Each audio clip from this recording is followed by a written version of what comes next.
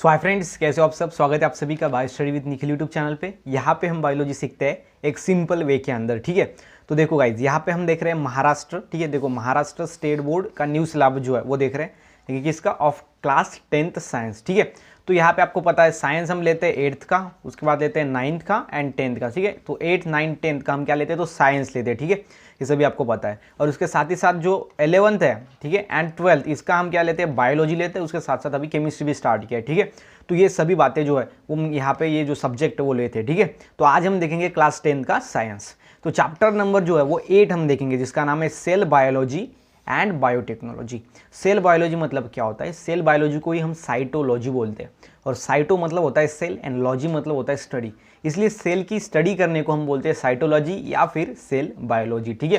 तो इसके अंदर हम किसकी स्टडी करेंगे, तो सेल की स्टडी करेंगे, ठीक है। तो ये बात आपको अच्छी तरीके से यहाँ पे समझ के लेनी है। उसके बाद जो नेक्स्ट है वो है बायोटेक्नोलॉजी, ठीक है। तो बायो मतलब होता है लिविंग ऑर्गेनिज्म एंड टेक्नोलॉजी मतलब लिविंग ऑर्गेनिज्म को यूज़ करके हम हमारे डे टू डे लाइफ के अंदर क्या बदलाव या फिर क्या चेंजेस ला सकते हैं, क्या हम कुछ नया ट्राई कर सकते हैं, वो होता है बायोटेक्नोलॉजी के अंदर, ठीक है। तो वो हम पढ़ेंगे बायोटेक्नोलॉजी मतलब कैसे लिविंग ऑर्गेनिज्म हम यूज़ करके हम किसी इंडस्ट्री के अंदर या फिर किसी हम बोल सकते हैं कि यहाँ फील्ड के अंदर हम कुछ बदलाव ला सकते हैं, ठीक है। मतलब वो हेल्पफुल है हमको, इसलिए बायोटेक्नोलॉजी बहुत ज़्यादा हेल्पफुल है। तो वो कैसी हो तो आगे देखेंगे, ठीक है। तो सेल बायोलॉजी एंड बायोटेक्नोलॉजी ये है हमारे चैप्टर का नेम है।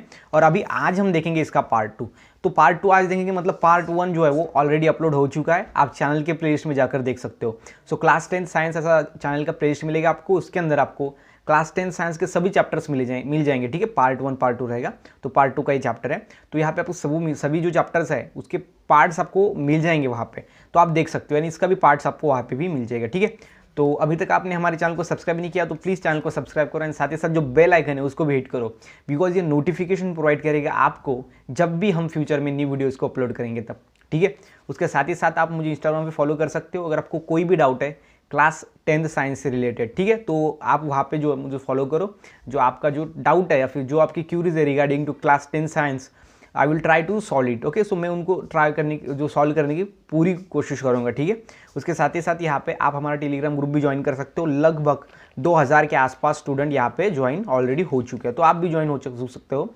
यहाँ पे आपको वीडियोज़ का अपडेट मिलेगा, न्यूज़ रिलेटेड अपडेट्स मिलेगा एंड आपको नोट्स भी मिलेंगे, ठीक है। तो यहाँ पे जो है ये है हमारा part 2 of chapter 8 cell biology and biotechnology. अभी इसको स्टार्ट करते हैं। तो देखो इसके अंदर हमको क्या पढ़ना है, तो इसके अंदर हम पढ़ेंगे ऑर्गन एंड बॉडी डोनेशन, ठीक है। तो सबसे पहला है ऑर्गन क्या होता है, उसके बाद है बॉडी डोनेशन, ठीक है। तो ऑर्गन एंड बॉडी डोनेशन मतलब क्या होता है, गिफ्ट मतलब देना, मतलब डोनेशन, ठीक है। कोई ब्लड डोनेट करता है मतलब वो ब्लड को देता है दूसरे मतलब जो रिसीव करता है ब्लड उसको, ठीक है। तो जो देने वाला है वो क्या होता है, डोनर होता है, ठीक है। तो हम देखेंगे ऑर्गन। सबसे पहले ऑर्गन क्या होता है, सो यहाँ पे जो आपको समझ के लेना है कि जो सेल होती है ना वो है structural and functional unit of our body, आप सभी को बताइए। एंड सेल जो है वो ग्रुप में आ जाती है, मतलब बहुत सारे सेल जो है वो एक जगह पे आके क्या बनता है, टिश्यू बनता है। एंड बहुत सारे टिश्यू एक जगह पे आके क्या बनता है, हमारा सिंपल में ये ऑर्गन बनता है, ठीक है। मतलब कि बहुत सारे टिश्यू क्या है, तो ग्रुप ऑफ सेल। और सेल क्या है, तो एक सेल मतलब एक सेल होती है जो कि लिविंग ऑर्गेनिज्म के अंदर होती है एंड जो structural and function unit of होती है उस बॉडी का, उस ऑर्गेनिज्म के बॉडी का, मतलब वो स्ट्रक्चर बनाती है और उसके साथ साथ फंक्शन भी, मतलब काम जो होते हैं हमारे बॉडी के अंदर वो भी ये संभालती है। इसलिए हम उसको बोलते हैं structural and functional unit of living organism या फिर यूनिट ऑफ बॉडी, ठीक है। एंड वो ग्रुप में आ जाए, बहुत सारे सेल अगर एक जगह पे आ गए तो वो बन जाता है टिश्यू, एंड बहुत सारे टिश्यू अगर एक जगह पे आ गए ना तो बन जाता है ऑर्गन, ठीक है। तो आपको समझ में आ गया ऑर्गन। और बहुत सारे ऑर्गन एक जगह पे आके बनता है सिस्टम, और बहुत सारे सिस्टम एक जगह पे आके बनता है हमारा बॉडी, ठीक है। ऑर्गन एक जगह पे आ गया तो क्या बनेगा, सिस्टम बनेगा। जैसे क्या हो गया, nervous system, okay, digestive system, उसके बाद रेस्पिरेटरी सिस्टम, ठीक है। तो ये सभी क्या है, तो सिंपल में सिस्टम्स है। वो सिस्टम्स एक जगह पे आके फिर बाद में बनता है हमारा बॉडी, जो कि ह्यूमन बॉडी है। इसके अंदर क्या है, डाइजेस्टिव सिस्टम है, एक्सक्रीटरी सिस्टम है, सर्कुलेटरी सिस्टम है और उसके बाद नर्वस सिस्टम है। सो बहुत सारे सिस्टम्स बन के हमारी बॉडी जो है वो क्रिएट हुई है, ठीक है। तो इस तरीके से ये जो इसका लिंक आपको ध्यान में रखना है। देन यहाँ पे देखो, human bodies are disposed of after death, मतलब जो ह्यूमन बॉडी होती है ना उसको हम क्या करते हैं, डिस्ट्रॉय करते हैं या फिर डिस्पोज करते हैं। मतलब क्यों डिस्पोज करते हैं, उसको जलाते हैं सिंपल में। क्यों? बिकॉज जब आदमी जो है डेथ हो जाती है आदमी की, तो हम क्या करते हैं, उसको जलाते हैं। क्यों जलाते हैं? एज पर ट्रेडिशनल, बिकॉज हम जो है वो बचपन से या फिर हम पहले देख रहे हैं कि ऐसा होता है, जब आदमी जो मरता है तो इसके बाद उसको यहाँ पे जलाया जाता है, डिस्पोजल किया जाता है उसका। तो उसके अकॉर्डिंग हमने भी किया है, मतलब ये ट्रेडिशनल है। क्या है? ट्रेडिशनल मतलब पारंपरिक, ठीक है, परंपरा है वैसी।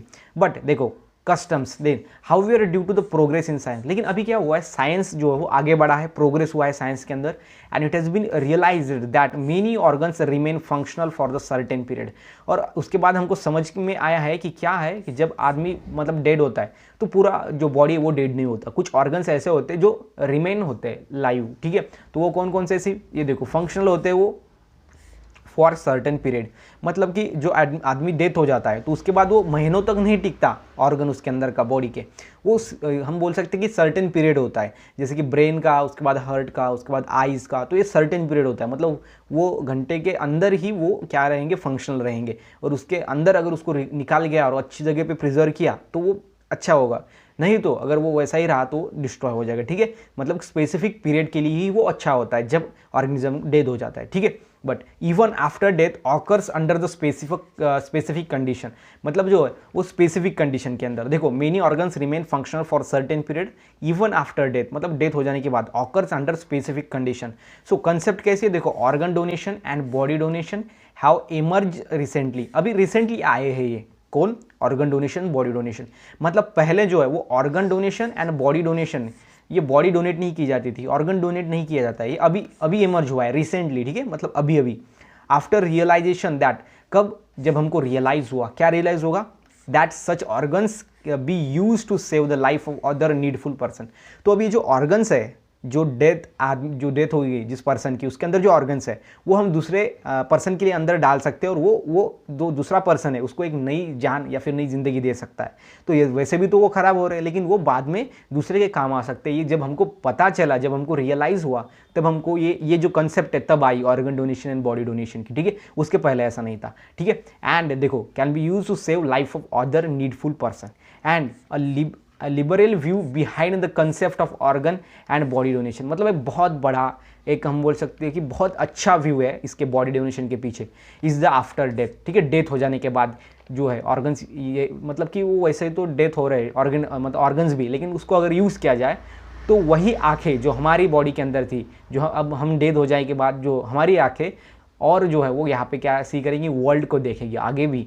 मतलब हमारे बॉडी के अंदर वो थी, उन्होंने उस आई जो थी वो उन्होंने देखा, बहुत सारे वो हम बोल सकते हैं कि पार्टिकल्स को देखा, सब्सटेंस को देखा, बहुत सारे नज़ारे, एनवायरनमेंट को देखा, और उसके बाद हम डेथ हो जाएंगे तो वो बाद में दूसरे को भी काम आ सकती है उसी आंखों से, मतलब हमारी आंखों से हम बाद में दूसरे को मतलब एनवायरनमेंट देख सकते हैं। ठीक, सिर्फ एक यहाँ पर फ़र्क होता है कि हमारी बॉडी वहाँ पे नहीं होती, दूसरे की बॉडी होती है, ठीक है। मतलब बहुत इंटरेस्टिंग है। And our body should be useful, okay, to other needful person, मतलब जिसको नीड है उसको ये बॉडी हमारी मिल सकती है, so that there miserable life, okay, so कैसे मिजरेबल लाइफ है, okay, life would become a comfortable.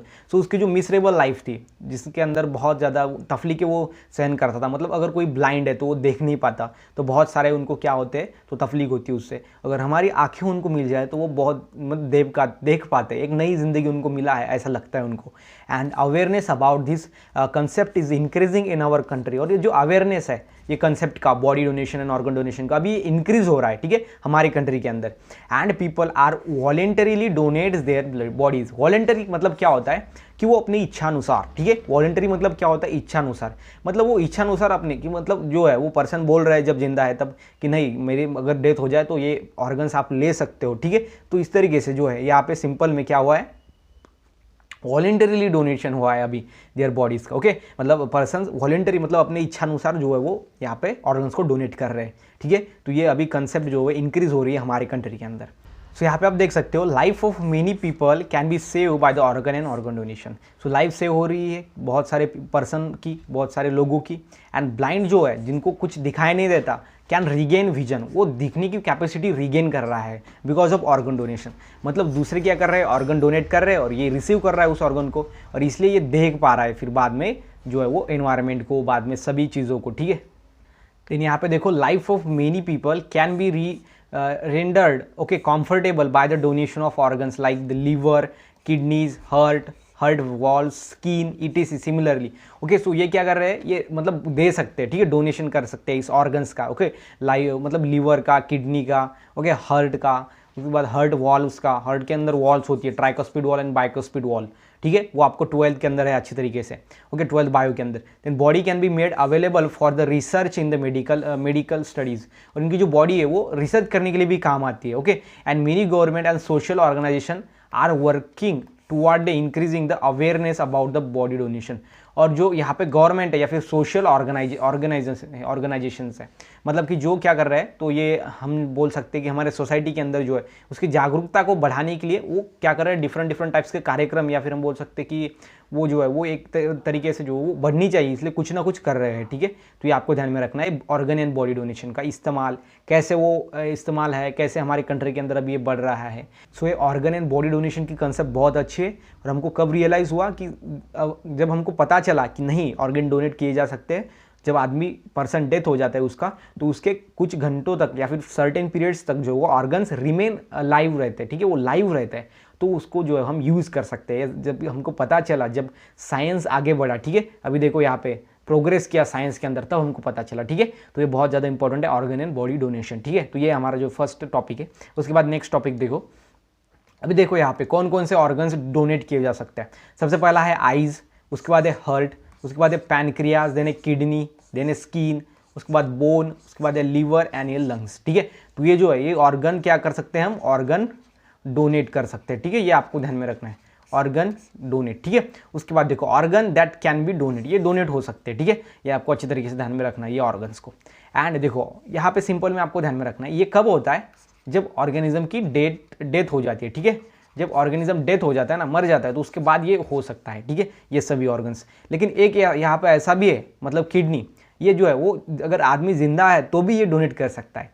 तो आप बोलेंगे सर कैसे, तो जो किडनी है ना वो हमारे बॉडी के अंदर दो होती है, और इसकी जो एक किडनी होती है ना, अभी दो किडनी होती है, हमारे पेयर्स, किडनी के पेयर्स होते हैं, मतलब ये एक किडनी और ये दूसरी किडनी। ठीक है, तो ये जो एक किडनी होती है ना, ये कैपेबल है हमारे बॉडी के अंदर परफॉर्म, मतलब सभी काम करने के लिए। इसलिए जो दूसरी वाली है ना वो हम डोनेट कर सकते हैं। ठीक है, और इसीलिए जो किडनी है वो हम लाइफ टाइम के अंदर भी डोनेट कर सकते हैं। लेकिन बाकी के जो लंग्स, लीवर, बोन, हार्ट है ना, ये सभी जो है वो बाद में डेथ हो जाने के बाद हम डोनेट कर सकते हैं। ठीक है, तो ये आपको अच्छी तरीके से आपको समझ के लेना है। उसके साथ ये स्किन भी हम डोनेट कर सकते हैं, हमारे कुछ बॉडी के ऊपर की कुछ पार्ट के ऊपर की स्किन भी हम डोनेट कर सकते हैं। ठीक है, तो ये आपको ध्यान में रखना है। देन देखो यहाँ पे ऑर्गन डोनेशन एंड ट्रांसप्लांटेशन। अभी ऑर्गन डोनेशन, अभी डोनेशन हमको पता है कि ऑर्गन दूसरे को देना, डोनेशन क्लियर है। लेकिन ट्रांसप्लांटेशन क्या होता है, ट्रांसप्लांटेशन मतलब क्या कि जो यहाँ पे चेंज कर लेना ऑर्गन को। ठीक है, ट्रांसप्लांट करना मतलब कि डोनेशन ही मतलब ट्रांसप्लांट होता है वैसे तो, मतलब कि ये जो हार्ट है ना ये काम नहीं कर रहा अच्छी तरीके से, तो इसको चेंज कर देंगे दूसरे वाले से, वो हो गया transplantation. Is under the control of transplantation human organs act. तो यहाँ पे हम किसी का भी ऑर्गन नहीं यहाँ पे कर सकते, क्या नहीं कर सकते, ट्रांसप्लांट। यहाँ पे सिंपल में एक एक्ट है, एक रूल है 1994 के अंदर, and subsequent amendments of 2009 and 2011 and 2014 so that the overall process would be देखो ट्रांसपेरेंट होनी चाहिए। मतलब ये ट्रांसपेरेंट मतलब क्या कि छुपा हुआ नहीं होना चाहिए, सभी मालूम होना चाहिए कि कौन सा ऑर्गन ट्रांसप्लांटेशन हो रहा है। ये एक्ट है, ठीक है, ट्रांसप्लांटेशन ह्यूमन ऑर्गन एक्ट है। ठीक है, 1994 के अंदर आए, 1994 के अंदर। देन यहाँ पे देखो, and any person would not cheat, मतलब कोई किसी को हम धोखा नहीं दे सकते, मतलब किसी का जो है वो हम छुपके से वो ऑर्गन्स को ट्रांसप्लांट नहीं कर सकते। ये क्या है, तो सिंपल में एक गुनाह है। ठीक है, तो ये आपको अच्छी तरीके से समझ के लेना है, मतलब ऑलवेज रिमेंबर। ठीक है, उसके बाद देखो नेक्स्ट में आगे है बायोटेक्नोलॉजी। ठीक है, तो अभी देखेंगे बायोटेक्नोलॉजी। तो बायो मतलब क्या होता है, तो मैं हमेशा से कहता हूँ लोग, मतलब स्टूडेंट्स को, कि 50% इन्फॉर्मेशन तो उस फिनोमिनन के अंदर ही मिल जाती है, उसके नाम के। ओके, इसको नाम में ही होते हैं। देखो सबसे पहले है बायो, बायो मतलब क्या होता है, लिविंग ऑर्गेनिज्म। उसके बाद है टेक्नोलॉजी, मतलब कि यहाँ पे ऐसी टेक्नोलॉजी है जिसके अंदर हम क्या करते हैं, लिविंग ऑर्गेनिज्म को यूज़ करते हैं, तो वो है बायोटेक्नोलॉजी। कितना ईजी है, ठीक है, बहुत ज़्यादा ईजी है। अगर आप ऐसे ही वीडियो देखते रहोगे ना तो आपको साइंस ही सबसे ईजी सब्जेक्ट लगेगा। अगर लग रहा है ना तो प्लीज़ कमेंट करो। ठीक है, तो देखो we have studied in the earlier class. So earlier class मतलब क्लास 9th के अंदर हमने पढ़ा है, क्या पढ़ा है, that biotechnology is bringing about the artificial genetic changes. तो आर्टिफिशियल क्या होता है, आर्टिफिशियल मतलब वो हम खुद लाते हैं, वो चेंजेस को हम आर्टिफिशियल चेंजेस बोलते हैं। दूसरा होता है नेचुरल चेंजेस, जो कि नेचर में इटसेल्फ होती है, एज इट इज होती है, जिसको लाने का जरूरत नहीं होता, ठीक है। तो यहाँ पे कौन सा आर्टिफिशियल है, मतलब वो हम खुद कर रहे हैं, ठीक है। एंड देखो क्या, देखो जेनेटिक चेंजेस, मतलब जेनेटिक चेंजेस के अंदर and hybridisation in organism, okay, for the human welfare. किसके लिए, ह्यूमन वेलफेयर के लिए। हम क्या कर रहे हैं सिंपल में, अगर एक टॉल प्लांट है, ठीक ना, ठीक है, यहाँ पे टॉल प्लांट है, उसको हम डॉर्फ के साथ, ठीक है, उसको हम क्या कर रहे हैं, तो डॉर्फ के साथ जो है वो क्रॉस कर रहे हैं, ये डॉर्फ के साथ क्रॉस किया और हमको मिल रहा है एक प्लांट जो कि क्या है, तो यहाँ पे सिंपल में हम बोल सकते हैं यहाँ पे टॉल भी है एंड ये डॉर्फ की जगह पे हम बोल सकते हैं कि इसको जो ज़्यादा हम बोल सकते हैं ये जो है वो बढ़ रहा है और इसको ज़्यादा हम बोल सकते हैं प्रोडक्शन ही इसके अंदर ज़्यादा है, ठीक है, मतलब इसके अंदर जो है वो सीड ज़्यादा आ रहे हैं, ठीक है, फ्रूट ज़्यादा आ रहे हैं डॉर्फ के अंदर, तो हमको टॉल भी मिलेगा और डॉर्फ भी मिलेगा, दोनों को क्रॉस करके, मतलब ये क्या हुआ, हाइब्रिडाइजेशन हुआ। क्या हुआ, हाइब्रिडाइजेशन।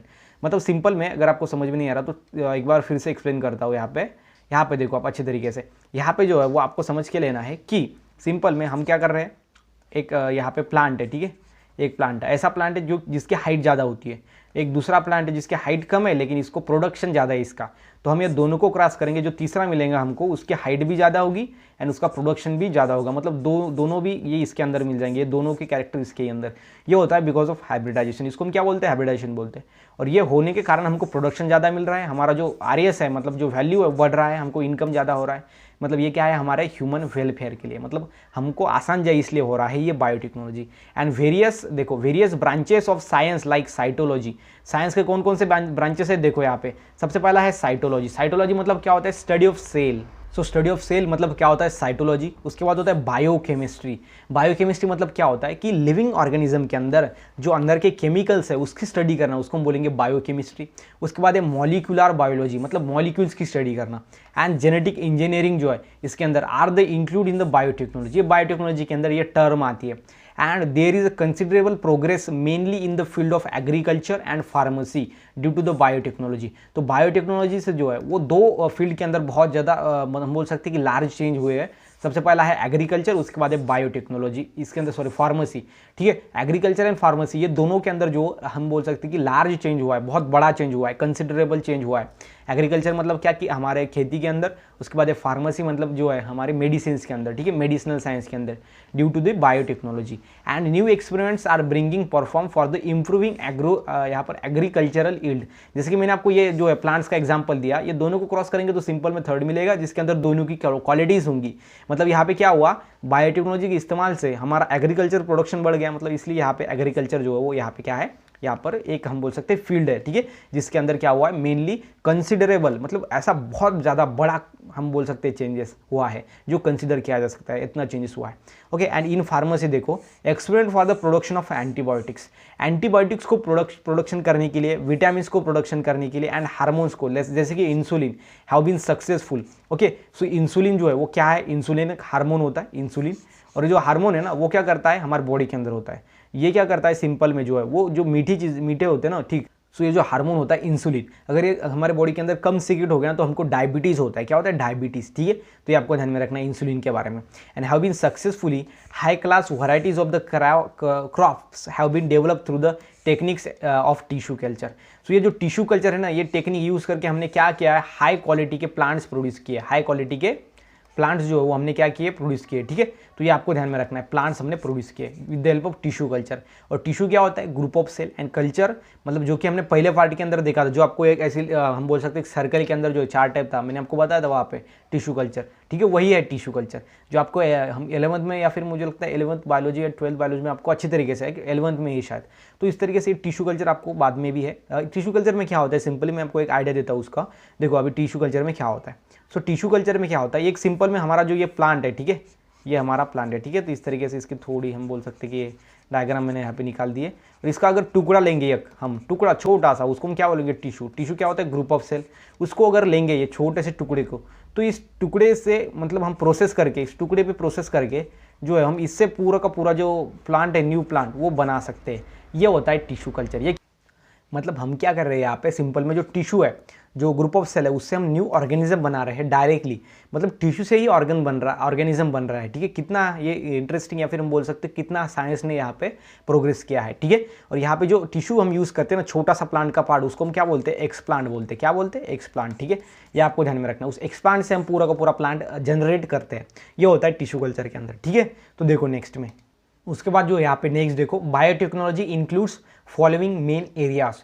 तो जो बायोटेक्नोलॉजी है ना, उसके अंदर मेन एरियाज कौन कौन से, जिसके अंदर इन्होंने ज़्यादा प्रोग्रेस किया है। देखो सबसे पहले use of various abilities of microbes. तो जो माइक्रोब्स होते हैं, माइक्रोब्स मतलब क्या होते हैं, माइक्रोब्स मतलब होते हैं माइक्रो ऑर्गेनिज्म। माइक्रो ऑर्गेनिज्म को हम क्या बोलते हैं, माइक्रोब्स बोलते हैं। माइक्रो ऑर्गेनिज्म मतलब क्या, इतने छोटे जिनको हम खुली आंखों से देख ही नहीं पाते, और जिसको देखने के लिए हमको माइक्रोस्कोप यूज़ करना पड़ता है, वो होते हैं माइक्रोब्स। एंड जैसे कौन से, योगर्ट प्रोडक्शन करने वाले फ्रॉम मिल्क, मिल्क से दही बनाते हैं मिल्क का, ऐसे बैक्टीरिया है जिनको लैक्टोबैसिली हम बोलते हैं। एंड अल्कोहल फ्रॉम मेलासेस, तो जो मेलासेस है इसको क्या बनाते हैं, वो अल्कोहल बनाते हैं, ठीक है। ऐसे भी कुछ बैक्टीरिया है, ऐसे भी कुछ हम बोल सकते हैं कि माइक्रो ऑर्गेनिजम्स है। एंड यहाँ पे देखो यूज़ ऑफ वेरियस, मतलब हमने बायोटेक्नोलॉजी के अंदर क्या किया, सिंपल में हमने क्या किया, माइक्रो ऑर्गेनिज्म की एबिलिटी को यूज़ किया। कुछ माइक्रो ऑर्गेनिज्म ऐसे होते हैं जो क्या करते हैं, सिंपल में जो है हम बोलते हैं कि कुछ ऐसे बैक्टीरिया जो कि हम बोलेंगे जो हार्मफुल है उसको खाते हैं, और जो हार्मफुल बैक्टीरिया है वो हमारे बॉडी के अंदर जाके डिसीज प्रोड्यूस करते हैं। और अगर हमने ये बैक्टीरिया को छोड़ दिया तो वो उसको मार डालेगा, मतलब डिसीज रिड्यूस हो जाएगा, फिर डिसीज ही नहीं होगा, ठीक है। तो इस तरीके से ये आपको ध्यान में रखना है। Then use of productivity of cells, मतलब कि इन्होंने प्रोडक्टिविटी को यूज़ किया सेल्स से। कैसे, देखो फॉर एग्जाम्पल सेल की क्या होती है, cell having specific ability that production of many antibiotics.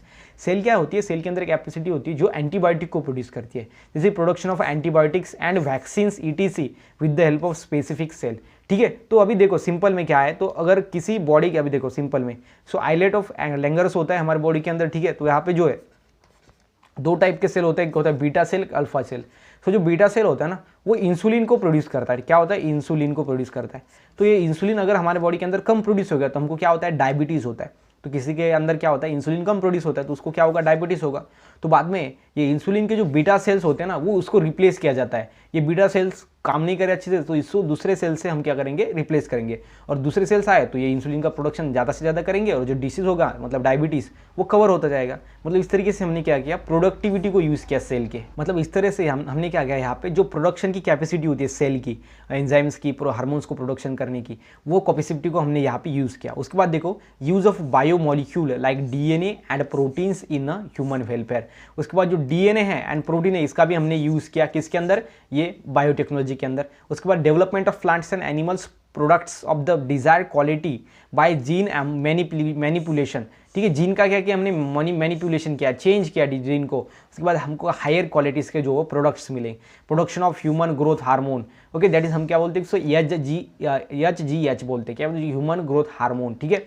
उसके बाद with the help of genetically modified bacteria. अभी बैक्टीरिया क्या होता है, जेनेटिकली मॉडिफाइड मतलब क्या होता है, जेनेटिकली मॉडिफाइड। अभी देखो जीनोम होता है, क्या होता है, जीनोम।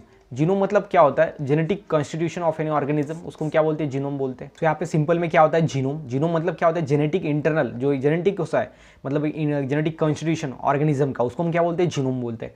तो सिंपल में ये जो जीनोम है ना, इसको हमने क्या किया, जेनेटिकली मॉडिफाइड बैक्टीरिया।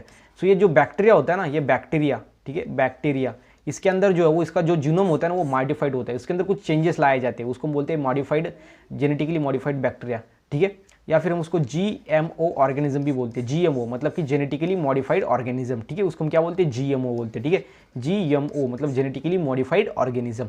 तो ये बैक्टीरिया है कुछ जेनेटिक मतलब जेनेटिकली मॉडिफाइड, उनका जेनेटिक जो है वो मेकअप जो है वो मॉडिफाई किया है, और वो क्या कर रहा है, फिर बाद में हमको प्रोडक्शन दे रहे हैं किसका, ह्यूमन ग्रोथ हार्मोन का, दैट इज HGH, ठीक है। Then use of genetics and non genetics technique, मतलब genetics and non genetic technique दोनों भी हमने यूज़ किया है। जेनेटिक्स मतलब क्या होता है, जिसके अंदर हम क्या करते हैं, हेरिडिटी एंड वेरिएशन की स्टडी करते हैं, उसको हम बोलते हैं जेनेटिक्स। हेरिडिटी मतलब क्या, ट्रांसमिशन ऑफ कैरेक्टर, मतलब ये जेनेटिक्स के अंदर क्या आता है, use of genetic transmission of character, मतलब हमने कैरेक्टर को ट्रांसफर किया है, उसका भी हमने देखा है। उसके बाद इसके अंदर हमने कैरेक्टर को ट्रांसफर न किया, उसके अलावा भी कुछ जो है वो हमने देखे है यहाँ पे, ठीक है। एंड नॉन जेनेटिक बायोटेक्नोलॉजी के अंदर क्या है, देखो यूज ऑफ अदर सेल और टिश्यू, इसके अंदर हमने सेल यूज़ किया या फिर टिश्यू यूज़ किया है, किसके अंदर, नॉन जेनेटिक टेक्निक के अंदर, मतलब इसके अंदर जेनेटिकली नहीं है कुछ, मतलब कि ट्रांसमिशन ऑफ कैरेक्टर नहीं है या फिर वेरिएशन नहीं है, ठीक है। देन एग्जाम्पल देखो इसका टिश्यू कल्चर, जो कि मैंने आपको पहले ही बताया कि एक्सप्लांट, एक छोटे से प्लांट के पार्ट से हम पूरा का पूरा प्लांट रीजनरेट कर सकते हैं। प्रोडक्शन ऑफ हाइब्रिड सीड्स को प्रोड्यूस कर सकते हैं। अभी ये वर्ड जो है वो हाइब्रिड, ये बहुत ज़्यादा क्या हम बोल सकते हैं कि इंटरेस्टिंग या फिर इंपॉर्टेंट है। तो हाइब्रिड क्या होता है, दो मतलब कि जो पेरेंट्स होते हैं, ठीक है, पेरेंट्स मेल पेरेंट्स होता है एक, उसके बाद होता है फीमेल पेरेंट्स। सो ये दोनों के कैरेक्टर शो करता है, वो होता है हाइब्रिड। मतलब हाइब्रिड के अंदर क्या होता है, ज़्यादा से ज़्यादा कैरेक्टर शो होते हैं, हाइब्रिड करता है, ठीक है। सो हाइब्रिड के अंदर एग्जाम्पल भी है जो ज्वार है, उसका हाइब्रिड हमने बहुत बार सुना है नाम। तो हाइब्रिड क्यों बोलते हैं उसको, बिकॉज उसके अंदर दोनों पेरेंट्स के कैरेक्टर होते हैं, इसलिए हम उसको क्या बोलते हैं, हाइब्रिड बोलते हैं, ठीक है। तो ये आपको अच्छे तरीके से समझ के लाए, मतलब हाइब्रिड सीड्स को हम प्रोड्यूस कर सकते हैं, ठीक है। तो ये बायोटेक्नोलॉजी के क्या है, फॉलोइंग मेन एरियाज है जिसके अंदर हम बायोटेक्नोलॉजी को यूज़ करते हैं, अप्लाई करते हैं, ठीक है। तो ये आपको ध्यान में रखना है अच्छी तरीके से। उसके बाद नेक्स्ट देखो आगे बेनिफिट्स ऑफ बायोटेक्नोलॉजी, ठीक है। तो बायोटेक्नोलॉजी के क्या बेनिफिट्स है, बेनिफिट्स मतलब क्या फायदे हैं इसके। देखो सबसे पहले it has become possible to increase the percentage, okay. उसके बाद per hectare increase the per hectare yield, मतलब एक हेक्टर के अंदर ओके हमको कितना यील्ड होना चाहिए उसको हम इंक्रीज कर सकते हैं, okay, irrespective of the limitations of the crop land area. मतलब जो लैंड एरिया है, मतलब अभी देखो इतने एरिया के अंदर हम बोल सकते हैं कि अगर 1 एकड़ के अंदर हमको अगर 10 क्विंटल हो रहा है, ठीक है, 10 क्विंटल हो रहा है, तो इतने ही एरिया के अंदर हमको जो है वो यहाँ पे अगर 15 क्विंटल हो गया या फिर 20 क्विंटल हो गया, तो ये क्या हो गया, सिंपल में जो एरिया है ना वो सिमिलर है। एरिया कैसा है, सिमिलर है, कांस्टेंट एरिया है, लेकिन उसके अंदर जो यील्ड है ना वो इंक्रीज हो रही है बिकॉज ऑफ द बायोटेक्नोलॉजी। मतलब बायोटेक्नोलॉजी का इस्तेमाल करके हम क्या कर सकते हैं, ये पॉसिबल है कि एक ही एरिया के अंदर उतनी ही जगह के अंदर हम हाई क्या कर सकते हैं, यील्ड को प्रोड्यूस कर सकते हैं, ठीक है। मतलब हाई प्रोडक्टिविटी को यहाँ पे जनरेट कर सकते हैं, ओके। मतलब यहाँ पे लिमिटेशन नहीं है, ठीक है, क्रॉप लैंड एरिया पे ऊपर, मतलब क्रॉप का लैंड का जो एरिया है वो बड़ा होना चाहिए, नहीं उतना ही एरिया, उसके अंदर हम ज़्यादा से ज़्यादा हम क्या कर सकते हैं, यील्ड को, प्रोडक्टिविटी को ला सकते हैं। उसके बाद देखो नेक्स्ट, उसके बाद है expenses on disease control, okay. किसके अंदर, डिसीज कंट्रोल के अंदर। How minimise since development of resistance variety. मतलब क्या, डिसीज को रेजिस्ट कर सकते हैं।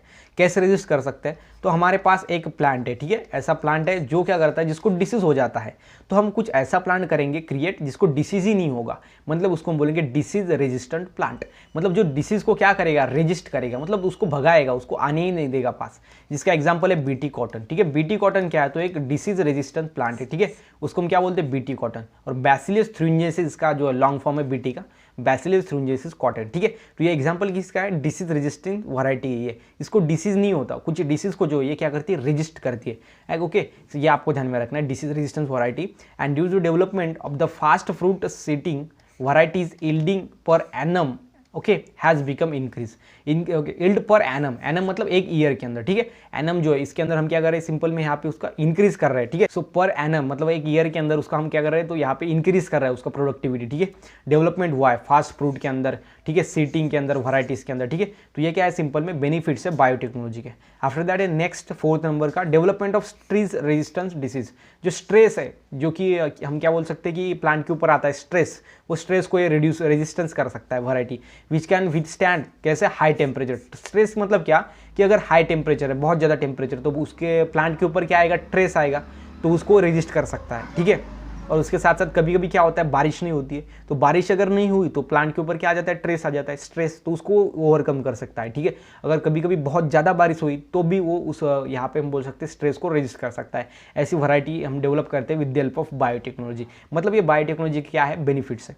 उसके बाद है वाटर स्ट्रेस, मतलब ज़्यादा पानी आ गया तो। उसके बाद चेंजिंग फर्टिलिटी सॉइल, अगर सॉइल चेंज हो गया तो भी। उसके बाद ETC हैज़ बीन पॉसिबल, ये पॉसिबल है with the help of biotechnology. तो इतना इंपॉर्टेंट है यहाँ पे बायोटेक्नोलॉजी, ठीक है। तो ये बात आपको अच्छी तरीके से समझ के लेनी है, benefits of biotechnology. 4th benefit है, ठीक है, ये आपको ध्यान में रखना अच्छी तरीके से। फर्स्ट के अंदर आपको एक ही आप अगर लाइन ध्यान में रखो तो समझेगा आपको, increase the per hectare yield, ये आपको अगर ये आप ध्यान में रखोगे फर्स्ट के अंदर तो चलेगा। उसके बाद सेकंड में देखो डिसीज कंट्रोल, या फिर हम बोल सकते हैं कि डिसीज रेजिस्टेंस वैरायटी। मतलब एक एक लाइन आप ध्यान में रखो और उसको एक्सप्लेन करके आप एग्जाम के अंदर लिख सकते हो। उसके बाद यहाँ पे देखो annual has been increase, okay, yield per annum has been increase, ये। उसके बाद देखो यहाँ पे स्ट्रेस रेजिस्टेंट वैरायटी। बस ये 4 अगर आप लाइन्स, छोटे छोटे शॉर्ट लाइन्स अगर आप ध्यान में रखोगे तो उसको ही बाद में आपको क्या करना है, एक्सप्लेन करना है, वाइंड मतलब हम उसको बोल सकते हैं कि आपको बढ़ा करके लिखना है, ठीक है। तो ये आपको ध्यान में रखना है बेनिफिट्स ऑफ बायोटेक्नोलॉजी के अंदर। उसके बाद जो यहाँ पे देखो नेक्स्ट में development of biotechnology in India. So biotechnology की डेवलपमेंट कैसी हुई है इंडिया के अंदर, देखो government of India had establish, तो गवर्नमेंट जो इंडिया के अंदर थी गवर्नमेंट, उन्होंने क्या किया, इस्टेब्लिश किया था, हैड मतलब कि किया था, क्या किया था, द नेशनल बायोटेक्नोलॉजी बोर्ड, कब 1982 के अंदर, ठीक है। तो यहाँ पे जो है अभी बात ये आती है कि बायोटेक्नोलॉजी की इंडिया के अंदर कैसी डेवलपमेंट हुई, किन्होंने की डेवलपमेंट कैसी हुई। तो नेशनल बायोटेक्नोलॉजी बोर्ड यहाँ पे क्या हुआ, इस्टेब्लिश किया था हमारे गवर्नमेंट ने 1982 के अंदर, and this board was transform okay into the department of biotechnology, जिसका नाम क्या था, नेशनल बायोटेक्नोलॉजी बोर्ड, ओके।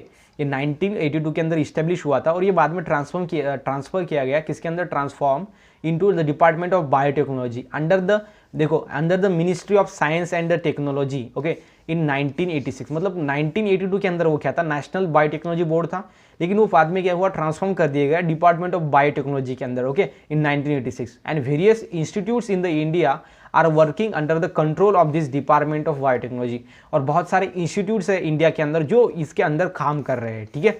उसके बाद it includes national institute of the immunology, इसके अंदर क्या है, इसके अंदर कौन कौन से, national institute of immunology, immuno मतलब क्या होता है, डिसीज को रेजिस्ट करने की कैपेसिटी, उसकी स्टडी करना, that is immunology.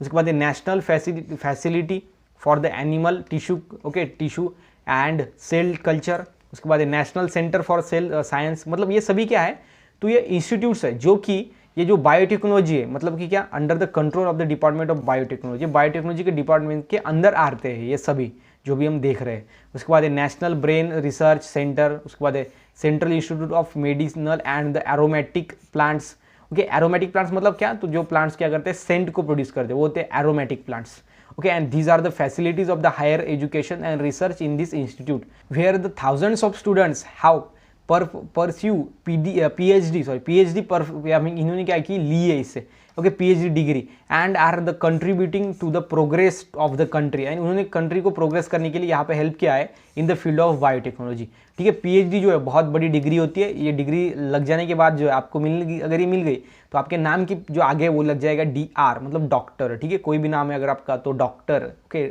Blank space जो भी आपका नाम है, तो वो जो है सिंपल में वहाँ पे आ जाएगा, बिकॉज ये पीएचडी डिग्री की मिलने के बाद वो ऐसा होता है, ठीक है। तो आपको ये ध्यान में रखना चाहिए तरीके से। यह है डेवलपमेंट ऑफ बायोटेक्नोलॉजी की इंडिया। इसके अंदर कुछ भी नहीं, आपको एक ध्यान में रखना है कि ये जो गवर्नमेंट थी हमारे इंडिया के अंदर, इन्होंने इस्टेब्लिश किया था नेशनल बायोटेक्नोलॉजी बोर्ड को 1982 के अंदर, और फिर वो बाद में ट्रांसफॉर्म होकर बन गया हमारा department of biotechnology under the science and technology, ये मिनिस्ट्री के अंदर, वो 1986 के अंदर, और इसके अंदर बहुत सारे इंस्टीट्यूट आते हैं, ठीक है। वो नीचे वाले हैं, बाकी कुछ नहीं। यहाँ पे सिंपल में आपको ध्यान में रखना है कि कैसे डेवलपमेंट हुई बायोटेक्नोलॉजी की हमारी इंडिया के अंदर, यही यहाँ पे सिंपल में आपको ध्यान में देने की बात है, ठीक है। उसके बाद जो नेक्स्ट डे को आगे चलते हैं, आगे है यहाँ पे commercial application of biotechnology. Commercial मतलब क्या, कि हम इसको कैसे, हम हमारा इनकम कैसे बढ़ा सकते हैं, वो देखो commercial application of biotechnology, okay. So इसके अंदर देखो सबसे पहला है क्रॉप बायोटेक्नोलॉजी। जो क्रॉप्स होते हैं बहुत सारे, उनके अंदर कैसे हमने यूज़ किया, देखो biotechnology is use in the agriculture field and improve yield and variety. इन्होंने क्या किया है, ये हमने क्या किया, एग्रीकल्चर फील्ड के अंदर इसको यूज़ किया है, इंप्रूव किया है वैरायटी को, यील्ड को, मतलब जो प्रोडक्शन थे हमारा ना उसको इंक्रीज किया है, एंड जो वैरायटीज़ है वो भी जनरेट किया है हमने न्यू वाले। उसके बाद है हाइब्रिड सीड्स, और हाइब्रिड सीड्स मैंने आपको बता दिया। हाइब्रिड एक ऐसा हम बोल सकते हैं कि एनिमल होता है या फिर प्लांट होता है जिसके अंदर दोनों पेरेंट्स के कैरेक्टर होते हैं।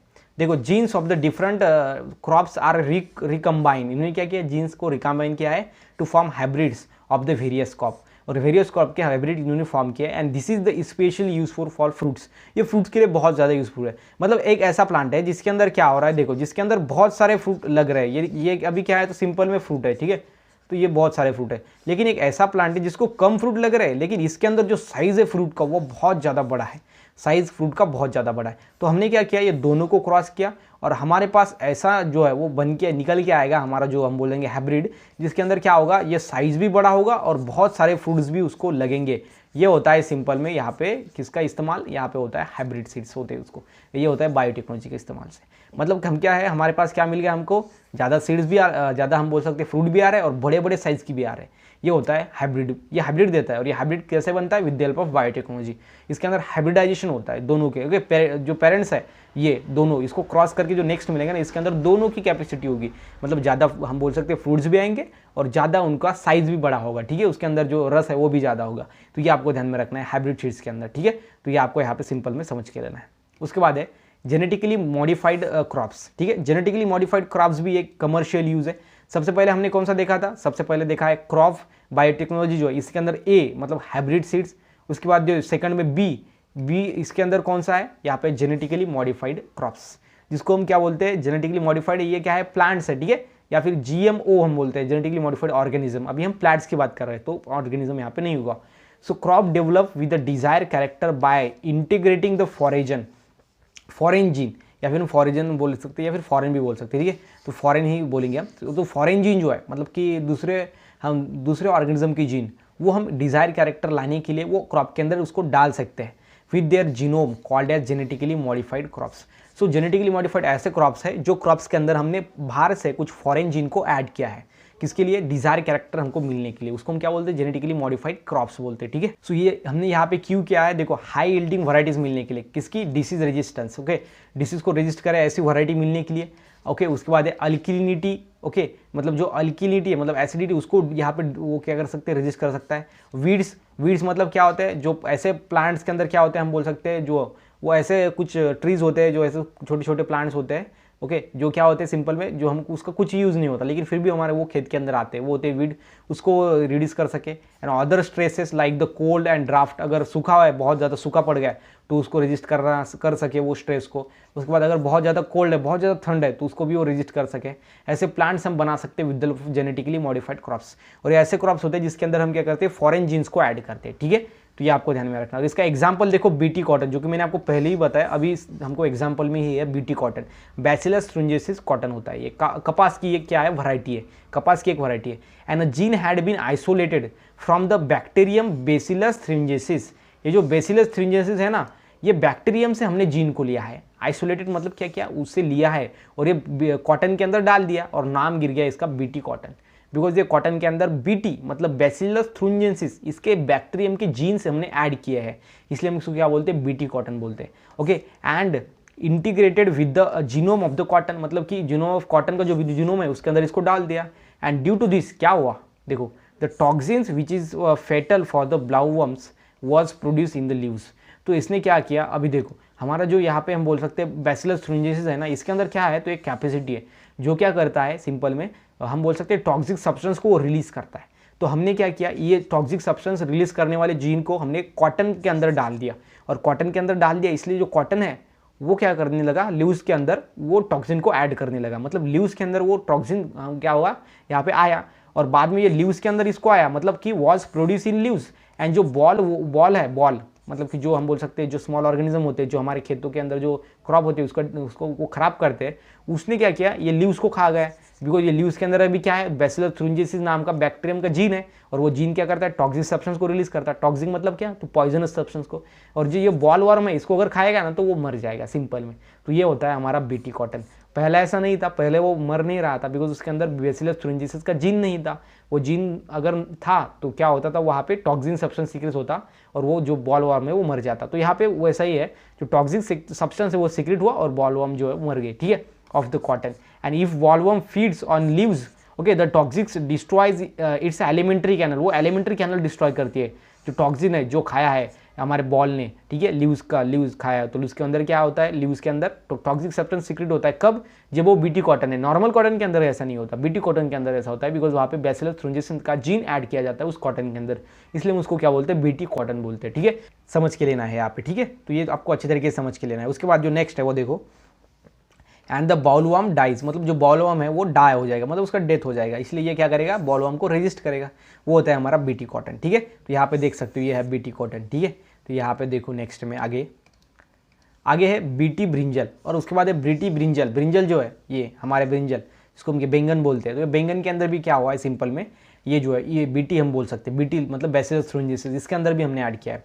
BT brinjals varieties develop by the using the gene isolated from the Bacillus thuringiensis, और बैसिलस थ्रिंजेसिस से ही हमने ये जीन को आइसोलेट किया है। एंड ये क्या करता है? This improve variety of brinjal kills the paste, जो पेस्ट होते हैं, जो ऑर्गेनिज्म है, माइक्रो ऑर्गेनिज्म जो खाते हैं ये बैंगन को डिस्ट्रॉय करते हैं, उसको किल करने के लिए in the same way as the BT cotton does, मतलब जैसा बीटी कॉटन के अंदर वर्क करता है, जैसे इसके लीव्स के अंदर टॉक्सिक सब्सटेंस या फिर टॉक्सिन को सिक्रेट करता है ये बीटी का जीन ऐड करने के बाद बैंगन, वैसी तरीके से यहाँ पे भी मतलब जैसे कॉटन के अंदर हुआ था वैसे ही यहाँ पे ब्रिंजल के अंदर भी हमने क्या किया, उस जीन को ऐड किया और इसके जो लीव्स है वो टॉक्सिक बन जाते हैं, बिकॉज इसके अंदर बीटी कॉटन ये बैसिलस thuringiensis नाम का जीन ऐड किया है, इसलिए वो टॉक्सिक सब्सटेंस को रिलीज करता है। और जो लीव्स है अगर किसी ने खाए, मतलब किसी ने बोले तो ये पेस्ट है जिसके ऊपर ये पेस्ट मतलब जो ऑर्गेनिज्म ये बैंगन को डिस्ट्रॉय करते हैं वो ऑर्गेनिज्म इसको अगर खाया तो वो मर जाएगा, सिंपल, वो रहेगा ही नहीं, ठीक है। वो होते हैं हमारे बीटी कॉटन या फिर BT brinjal.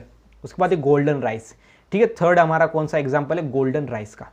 So a gene synthesize the vitamin A that is beta carotene, जो हम बोल सकते हैं जीन जो क्या करता है सिंपल में बीटा कैरोटीन को होता है, वो क्या करता है विटामिन ए को क्या करता है सिंथेसाइज करता है, and has been introduce in this variety rice, ये राइस के अंदर वो क्या किया है इंट्रोड्यूस किया है, ठीक है। गोल्डन राइस के अंदर विटामिन ए मतलब बीटा कैरोटीन क्या करता है, वो जीन होता है vitamin G synthesise the beta carotene, ये जीन है एक बीटा कैरोटीन जो विटामिन ए को सिंथेसाइज करता है, ये हमने इसके अंदर डाल दिया है। And as compare to the normal variety, normal variety के अंदर ऐसा नहीं होता है। And this variety which has been develop, ये 2005 के अंदर डेवलप हुआ है, contain 23 times more amount beta carotene, इसके अंदर ज़्यादा होता है, इसलिए जो नॉर्मल हमारा राइस है ना उसके हिसाब से ये बहुत ज़्यादा न्यूट्रिशनल है और ये कम फूड देगा, किसी भी हम बोल सकते हैं कि जो लोग हैं वो कम खाएंगे ये राइस, लेकिन इससे न्यूट्रिशन ज़्यादा मिलेंगे, ठीक है। एंड जो वैल्यू है वो भी कम ही रहेगी, जिसको हम क्या बोलते हैं गोल्डन राइस बोलते हैं, ठीक है। इसके अंदर क्या होता है विटामिन ए का परसेंटेज ज़्यादा होता है, दैट इज बीटा कैरोटीन, ये जीन है जो विटामिन ए को सिंथेसाइज करता है, ठीक है।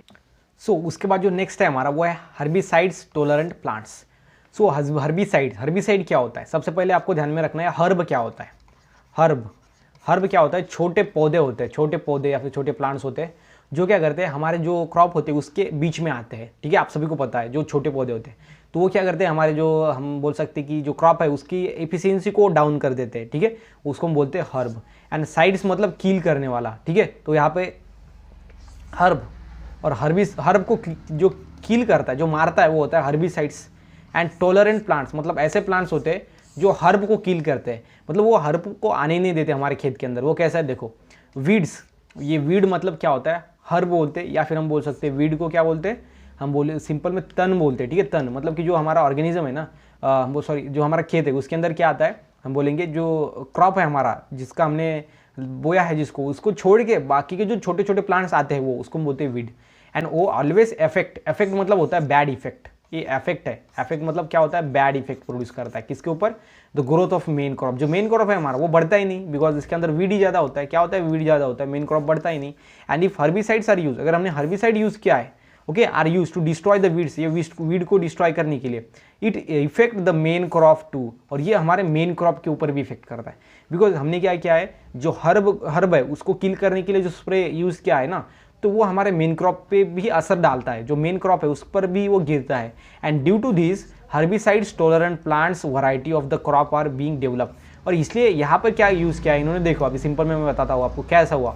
सो जो हमारे खेत है उसके अंदर क्या है, जो मेन क्रॉप है ना उसको छोड़ के बाकी के कुछ क्या है तो छोटे छोटे वो पौधे होते हैं, ठीक है, छोटे छोटे, जिसको हम क्या बोलते हैं, जो छोटे छोटे को हम क्या बोलते हैं वीड बोलते हैं, ठीक है, वीड, ठीक है। एंड ये जो मेन क्रॉप है हमारा उसके ये वीड को मारने के लिए हम क्या करते हैं स्प्रे यूज़ करते हैं, और जो वीड है उसको ऊपर वो गिरता है तो गिरता ही है, लेकिन जो मेन क्रॉप है हमारा मेन क्रॉप तो उसके ऊपर भी वो गिरता है। एंड जो मेन क्रॉप है हमारा वो भी अगर ये वीड को मार रहा है तो हमारे मेन क्रॉप के ऊपर भी थोड़ा ना थोड़ा उसका असर गिरेगा ही ना, तो वो यहाँ पे सिंपल में वैसा होता है। लेकिन फिर हम ऐसा कुछ किया जाए कि वीड भी मर जाए और हमारे जो मेन क्रॉप है उसके ऊपर भी कुछ असर ना हो, तो उसको हम बोलेंगे हर्बिसाइड टॉलरेंट प्लांट्स। ये होता है कंसेप्ट हर्बिसाइड टॉलरेंट प्लांट्स का। और यहाँ पे क्या हो जाता है, varieties of the crop being develop, ये डेवलप की गई है। उससे क्या होता है फिर देखो, due to this it become possible to selectively destroy the weeds. और इससे पॉसिबल हुआ है कि हमारे जो खेत है उसके अंदर ये मेन क्रॉप जो है मेन क्रॉप, और उसको छोड़ के जो बाद में ये वीड है छोटे छोटे, ये वीड को जो है वो हम डिस्ट्रॉय कर सकते हैं स्पेसिफिकली, मतलब इस पे ही इफेक्ट गिरेगा, हमारे मेन क्रॉप के ऊपर इसका कुछ भी इफेक्ट नहीं करेगा। उसको हम बोलेंगे हर्बिसाइड्स टॉलरेंट प्लांट्स, ठीक है। मतलब ये हर्बिसाइड्स को टॉलरेंट करते हैं, मतलब इसके ऊपर उसका इफेक्ट ही नहीं गिरता, उसको हम बोलेंगे हर्बिसाइड्स टॉलरेंट प्लांट, ठीक है। तो ये कंसेप्ट आपको समझ में आ गई, मतलब हमने हर्बिसाइड्स टॉलरेंट प्लांट्स को जनरेट किया है जिसके ऊपर हर्बिसाइड का कुछ इफेक्ट नहीं होता, जो हमारे हर्ब है उसके ही ऊपर इफेक्ट होता है, ठीक है। तो ये आपको क्लियर में अच्छे तरीके से समझ के लेना है। उसके बाद जो लास्ट है हमारा ये पॉइंट इस टॉपिक के अंदर, इस पार्ट के अंदर का, पार्ट नंबर 2 के अंदर का, वो है बायो फर्टिलाइजर्स। ओके, सो बायो फर्टिलाइजर क्या होता है?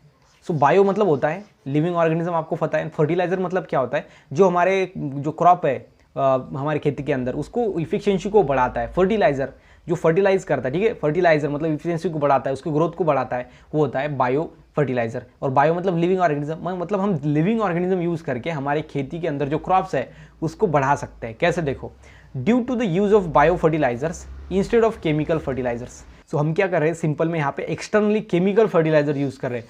जैसे बहुत सारे केमिकल फर्टिलाइजर के अंदर क्या होते हैं? केमिकल्स होते हैं, केमिकल्स, ठीक है, तो केमिकल्स होते हैं सिंपल में। और जो हमारे बायो फर्टिलाइजर इसके अंदर भी केमिकल्स होते हैं, लेकिन कैसे होते हैं अभी देखो। सो जो नाइट्रोजन फिक्सेशन है, मतलब जो अभी देखो प्लांट्स को क्या करना पड़ता है? नाइट्रोजन फिक्सेशन करना पड़ता है, बिकॉज वो जो यहाँ पे हम सिंपल में वो नाइट्रोजन नहीं लेते, उसको नाइट्रोजन को फिक्सेशन करना पड़ता है नाइट्राइट्स के अंदर, नाइट्रेट्स के अंदर, ठीक है, तो वो लेते हैं, वो सीधा नाइट्रोजन नहीं लेते। And phosphate solubilization abilities of the plants are improve mainly due to the bacteria. अभी हम क्या करते हैं, ये राइजोबियम, उसके बाद ये एजोटोबैक्टर एंड नॉस्टैक, उसके बाद एनाबेना, तो ये चारों क्या है? तो सिंपल में बैक्टीरियाज है। ये क्या है? बैक्टीरिया है, एजोटोबैक्टर, उसके बाद राइजोबियम, देने एनाबेना एंड नॉस्टैक, ये चारों बैक्टीरियाज है। और ये बैक्टीरिया क्या करता है? जो नाइट्रोजन फिक्सेशन है वो बढ़ाते हैं प्लांट के अंदर का, और इसलिए ये क्या होता है सिंपल में, हमारा प्लांट जो है उसकी ग्रोथ होती है, ज़्यादा से ज़्यादा प्रोडक्टिविटी आती है। क्यों? बिकॉज नाइट्रोजन फिक्सेशन होता है, और ये बैक्टीरिया यूज़ कर रहे हैं नाइट्रोजन फिक्सेशन के लिए। कौन हेल्प कर रहा है? बैक्टीरिया। मतलब ये क्या है? बायो है। एंड फर्टिलाइजर मतलब ये ग्रोथ को बढ़ा रहे हैं, ये डेवलपमेंट को बढ़ा रहे हैं, ये क्रॉप को, यील्ड को बढ़ा रहे हैं, ये है बायो फर्टिलाइजर। जो केमिकल्स है वो हमने यूज़ कर रहे हैं, तो नेचुरली हम ऑर्गेनिज्म यूज़ कर रहे हैं जो हमारे प्लांट्स के ऊपर हेल्प करेगा उसके लाइफ साइकिल के अंदर। And plants like azolla are use as bio fertiliser. And जो अजोला है ना, प्लांट जो अजोला होता है वो बायो फर्टिलाइजर एज यूज होता है। And in the last year we have studied that the tissue culture genetic improvement of the plants has become the possible due to the tissue culture and besides those character inherit to the next generation। तो हमने क्या किया है simple में, last year जो है हमारा, मतलब कि 9th के अंदर पढ़ा है, we have studied that the tissue culture. Tissue culture को हमने पढ़ा है, मैंने आपको पहले ही बता दिया कि टिश्यू कल्चर क्या होता है। एक छोटा सा एक्सप्लांट लेते हैं, उससे हम होल प्लांट जनरेट कर सकते हैं एंड जेनेटिकली इंप्रूवमेंट कर सकते हैं प्लांट का, जेनेटिक ऑर्गेनिज्म, जेनेटिक मेकअप जो उसको इंप्रूव कर सकते हैं। That is GMO, genetically modified plants. GMP भी बोल सकते हैं, GMP, बिकॉज हम प्लांट्स के अंदर देख रहे हैं, इसलिए GMP मतलब जेनेटिकली मॉडिफाइड प्लांट्स, जिसके अंदर हम जीनोम के अंदर कुछ फॉरेन जीन को ऐड करते हैं, और जो क्या करता है हमारा जो हम बोल सकते हैं कि क्रॉप है उसको हेल्प करता है, ठीक है, लाइफ स्टाइल के अंदर। तो ये है हमारा सिंपल में बायो फर्टिलाइजर। बायो फर्टिलाइजर क्या है? तो सिंपल में एक ऐसे फर्टिलाइजर है जो बायो है, मतलब लिविंग ऑर्गेनिज्म एज हम फर्टिलाइजर यूज करते हैं, केमिकल फर्टिलाइजर नहीं यूज करते, ठीक है। तो इसका बेस्ट एग्जांपल है एजोला, ठीक है। तो ये आपको ध्यान में रखना है बायो फर्टिलाइजर के अंदर। तो गाइज यहाँ पे जो हमारा पार्ट 2 खत्म होता है, अच्छी तरीके से मैंने डिटेल में दिया, अच्छी तरीके से यहाँ पे लिया सिंपल वे के अंदर, ठीक है।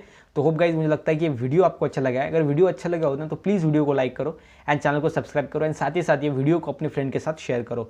तो मिलते गाइज नेक्स्ट वीडियो में, तब तक के लिए stay happy, stay motivate, thank you so much.